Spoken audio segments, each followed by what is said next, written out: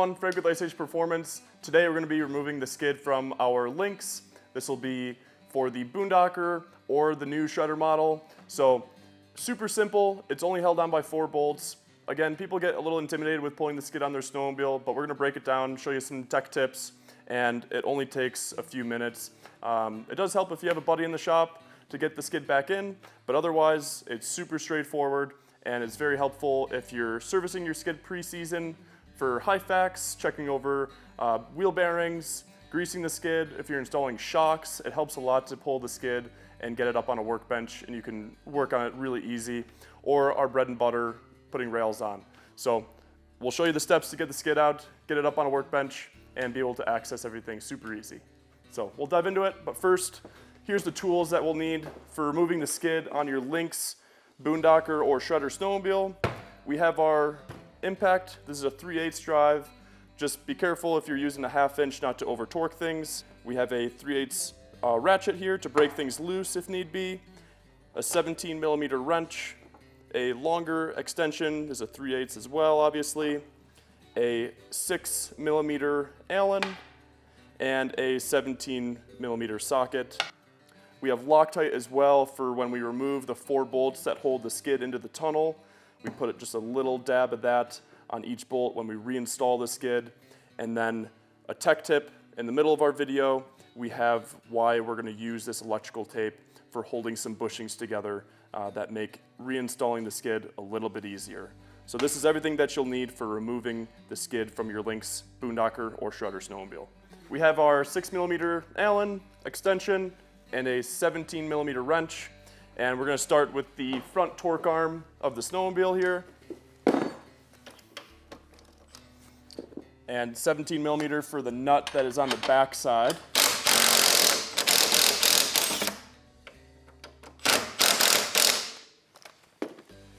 And this will fall off on the back. There's our nut and the washer as well, so just make sure you keep track of those.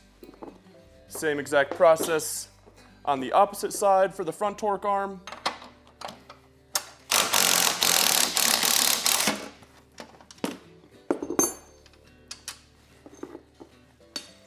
And there's our nut and washer.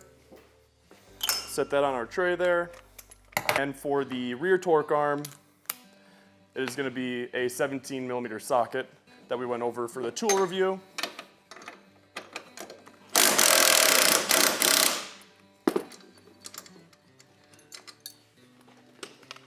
Same on this side.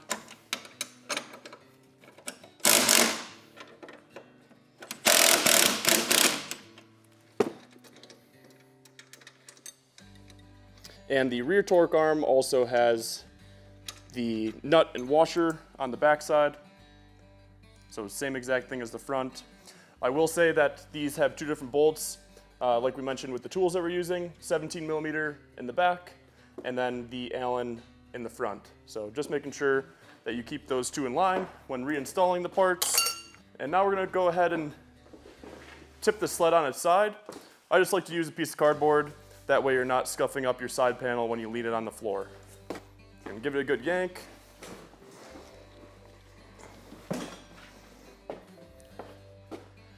And now these bolts should all fall right out.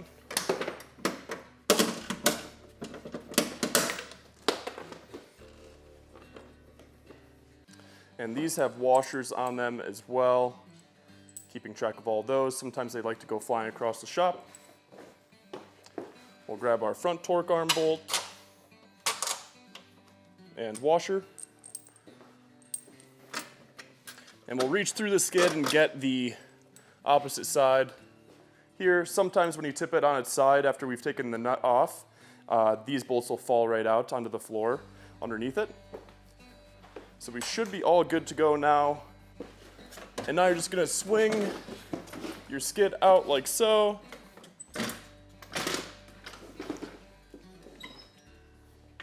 And we'll be able to remove it right from the sled. And we'll toss this up on the workbench.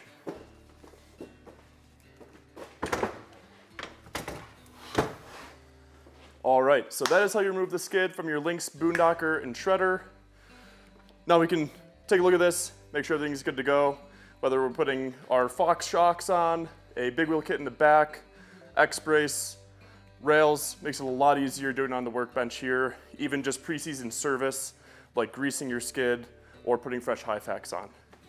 A quick tech tip, all of the skids for the LYNX and even the Skidoo models have this bushing right here.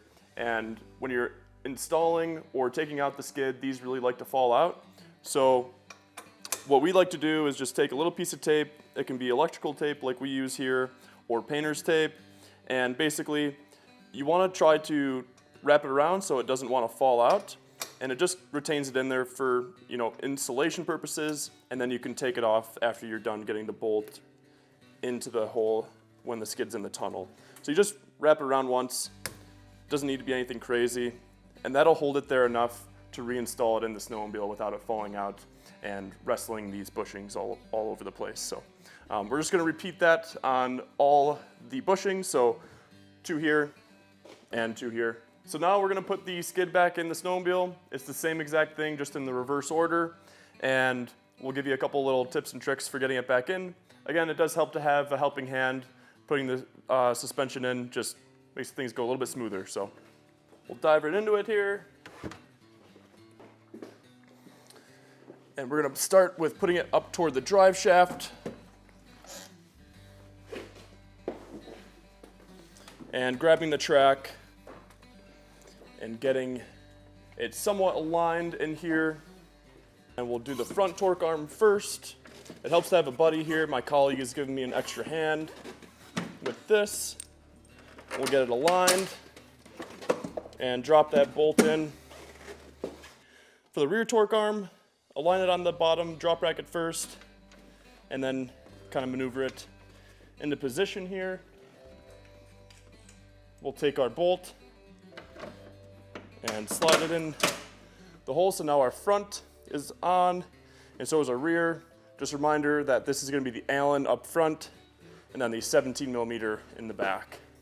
And then we're just going to apply a little bit of Loctite to the bolt. Same with the front. We're just using blue Loctite. Then we'll take our washer here, reinstall that. Same with the front, we have our washer and nut. Another little dab of Loctite on this as well, this bolt. We're gonna put up through the bottom here. So just reaching your arm through the skid and getting that aligned, the rear drop bracket with the scissor arm.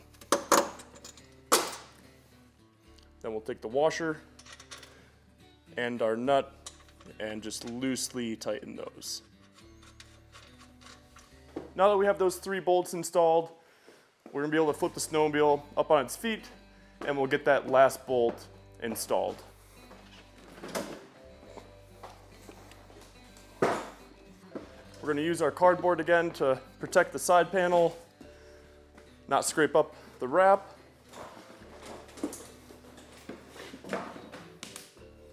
And now we'll be able to get our last bolt in here, not forgetting to apply a little dab of Loctite. And that should be pretty well aligned by the time the other 3 are in there. We'll take our last washer and nut and put those on here. So all 4 bolts are fully fastened. We're gonna get the sled on its feet again, and we'll snug everything up, and we'll be all set to roll after that.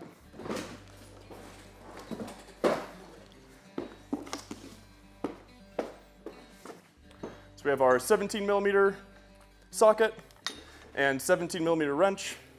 We'll do the rear drop bracket first.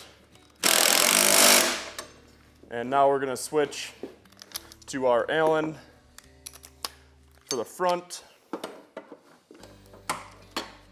Snug this up as well. We'll repeat that process on the other side.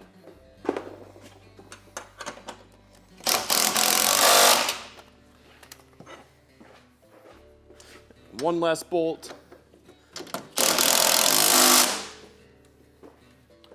All right, awesome. So now our skid is fully reinstalled in the snowmobile. We have all 4 bolts nice and tight. So that's it for taking the skid out and putting it back in. Now is also a good time to check the track tension if you haven't already. That's a good preseason checklist and just something to keep an eye on as you're running your sled. You know, making sure you're not losing any sort of track horsepower.